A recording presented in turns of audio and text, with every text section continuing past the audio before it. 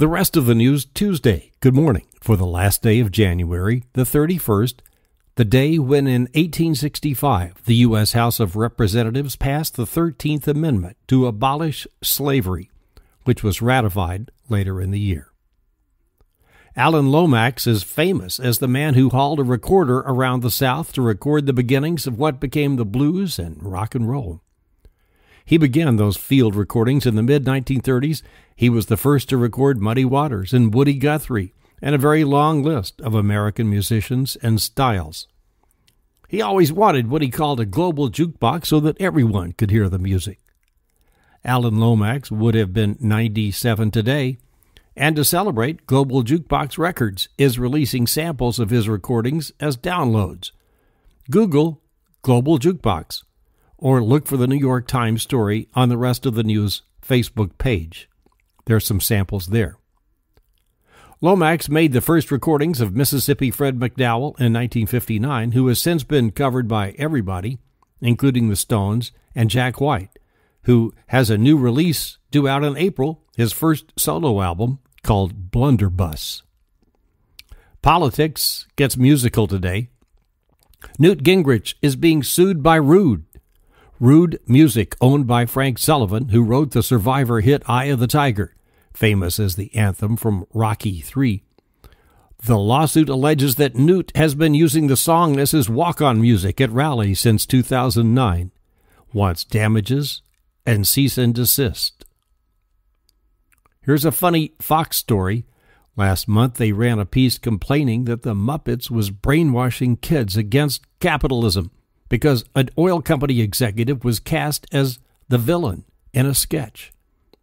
At a press conference in London to promote the new movie, Miss Piggy responded, saying the charge is almost as laughable as accusing Fox News of being news. The ex-wife of Carlos Castaneda has died at age 90, Margaret Runyon Castaneda, in Glendale, Arizona, Christmas Eve, the death only now being reported. After leaving a divorce in her native West Virginia and heading west, she met Carlos in Los Angeles in 1955, and they drank wine, Matus wine, which Castaneda called his most valuable teacher.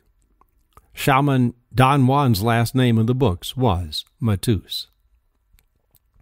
Demi Moore was going to play Gloria Steinem in the movie Lovelace about Linda, but after pulling out due to exhaustion, the role is now going to Sarah Jessica Parker. Production already started last month in L.A. A few weeks back, a couple of Brits, 26-year-old Lee Van Bryan and 24-year-old Emily Bunting, were planning a trip to L.A. together. Lee did some tweeting to friends that they were going to destroy America and dig up Marilyn Monroe's grave. Well, the happy couple on holiday was met at LAX last week by the fun lovers from Homeland Security, who arrested them and sent them right back home the very next day. Destroy is British slang for party, and digging Marilyn Monroe up is from an episode of Family Guy. Back in England, Emily said, "We just wanted to have a good time on holiday."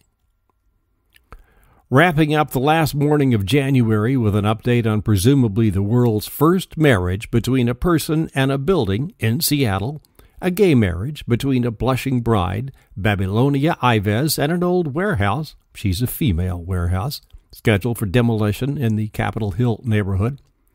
The Daily Mail joked, "Don't expect much of a wedding night." Here's a couple of good ones from FARC. "We were told this would happen if gay marriage became legal," and this is good. "Despite their differences, the marriage will have a solid foundation." And the Seattle Post-Intelligencer moans, "Seattle woman marries warehouse, the world makes jokes." Well, Babylonia, not here at the Rest of the News. Wishing you all the best.